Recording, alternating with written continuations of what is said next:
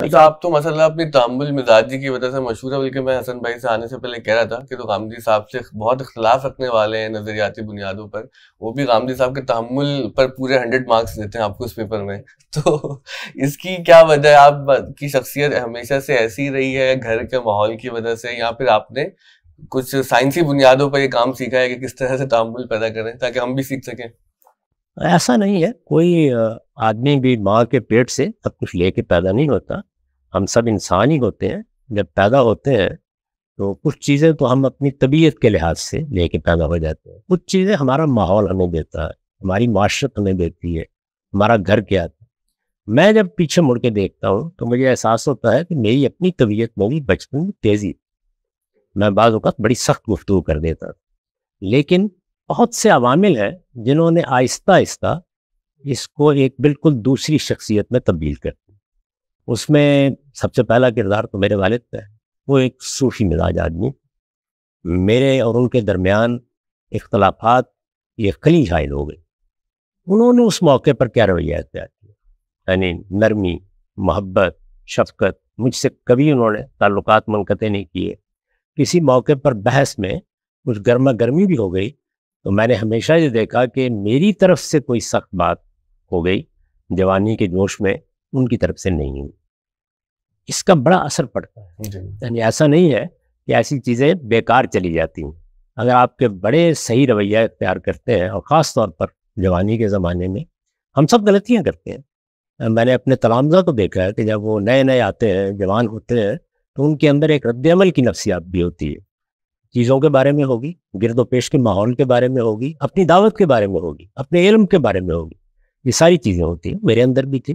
تو والد صاحب کے اس رویے نے مجھ پر غیر محسوس اثرات چھوڑے ہیں، کیونکہ ایک لمبا عرصہ میں نے ان کے ساتھ گزارا ہے، اور کیونکہ بعد کے زمانوں میں میرے پاس رہے تو اس کے نتیجے میں اور بھی زیادہ مجھے اس سے متاثر ہونا. یہ جو میں متاثر ہونے کا لفظ کہہ رہا ہوں، یہ کوئی شعوری احساس نہیں ہوتا. یعنی آہستہ آہستہ وہ چیزیں آپ کے ساتھ وجودی سا ہوتا ہے.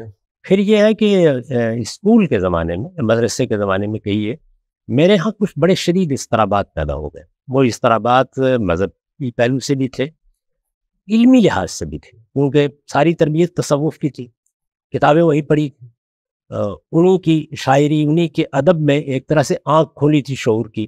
اب جب گرد و پیش میں مذہب کو دیکھا اور چیزیں دیکھی، بڑے سوالات پیدا ہو گئے.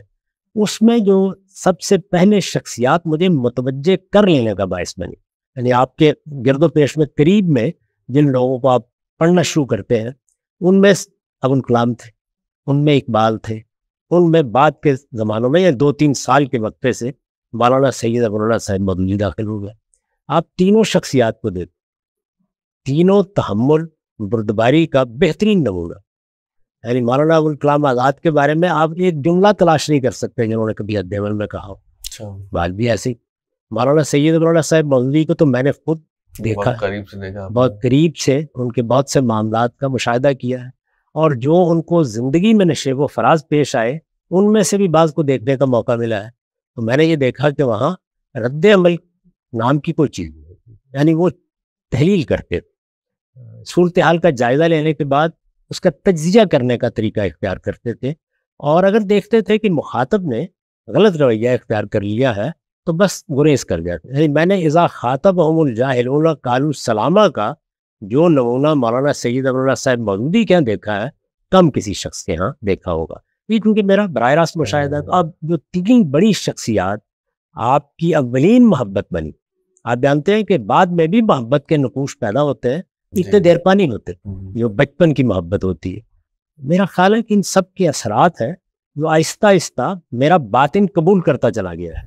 اس میں آپ سے بالکل اطمینان کے ساتھ کہہ سکتا ہوں کہ میں نے کوئی شعوری معاملہ نہیں کیا.